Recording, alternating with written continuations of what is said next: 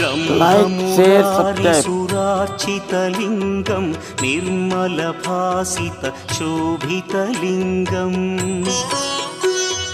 जन्मज दुःखविनाशकलिङ्गं तत्प्रणमामि सदा शिवलिङ्गम्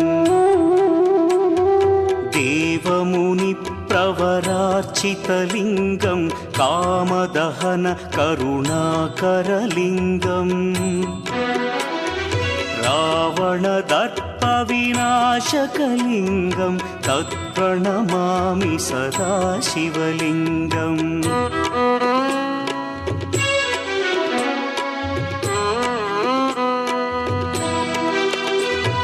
सर्वसुगन्धसुलेपितलिङ्गं बुद्धिविवर्धनकारणलिङ्गं सिद्धसुरासुरवन्द्यलिङ्गम्